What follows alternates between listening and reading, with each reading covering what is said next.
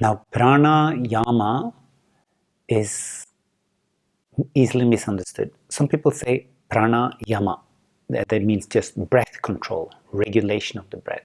But it's prana, two words, prana and ayama. Prana means like life breath, life force. Ayama means expansion.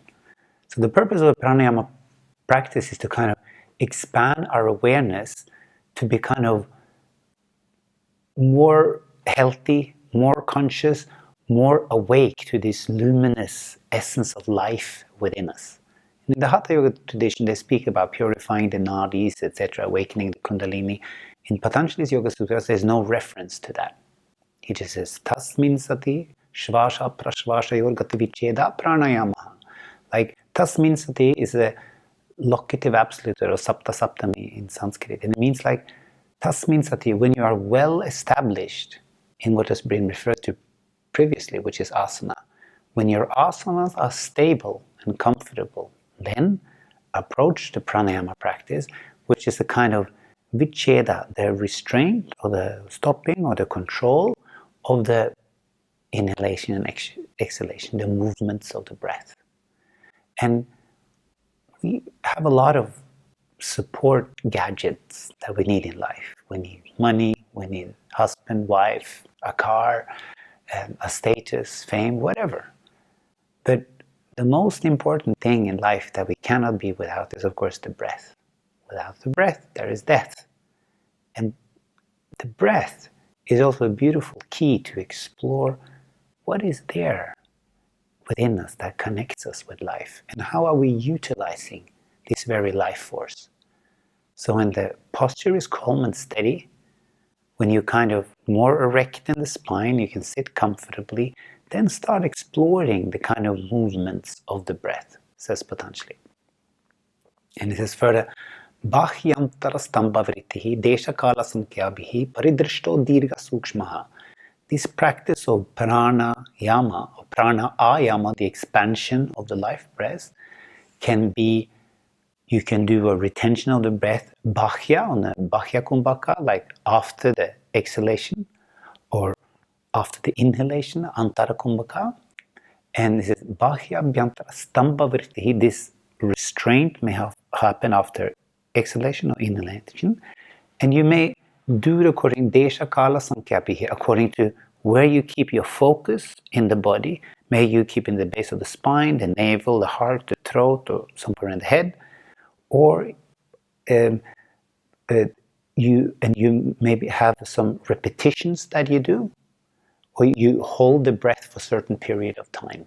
That's the kind of desha kala sankhyapihi, that you have a focus of awareness in the body.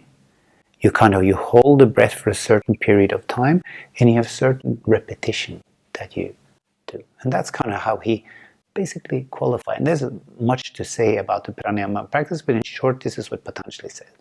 And then he says, as the kind of, in this third sutra, I say, Bahya Bhyantara Vishaya Kshepi Chaturtaha. There's a fourth stage of pranayama, beyond inhalation, exhalation, and retention of the breath, where the breath stops spontaneously.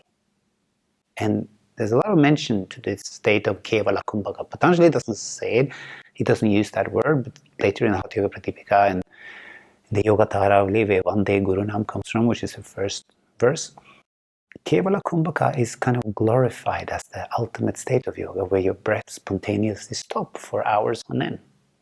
Modern science, that is impossible.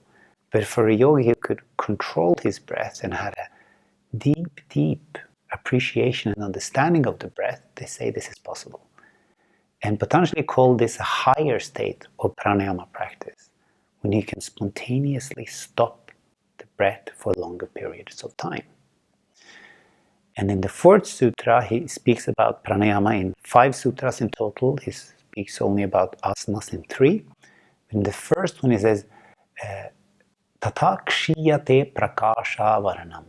When we succeed in these higher states of pranayama, then the kshiyate, there is a removal of the avaranas. We have a lot of subtle layers in our mind that constitute our surface reality. that is our drives, our needs, our habits, our passions, that kind of has its own mechanical life. And Patanjali says that when we succeed in these higher states of pranayama, then there is a minimization or a kind of dilution, not the, like a transparency that happen in the coverings that cover the light of existence. Prakasha, he says. Prakasha is also maybe interpreted as our most sattvic qualities. But when we succeed with a pranayama practice, there's a kind of erasing of these subtle external gross layers in our mind that constitute our habitual patterns. So then we come to a deeper essence of being from learning to be steady in the breath for a longer period of time. So of course, this takes a long time to cultivate. It's not something that should be done by just forcing the breath. But Patanjali says that the kind of goal of a pranayama practice and the main fruit of it is like yogata, dharana sucha yogata manasaha, that then the mind is truly fit for concentration. Until then, our mind is kind of ruling us by its habitual patterns. And when we learn to restrain the breath in a kind of steady, comfortable way, and we kind of removed a lot of the gross coverings of the mind and the kind of inmost spark within us, then the mind is more fit for true concentration. We're less disturbed, more focused, and more centered. And that is pranayama practice.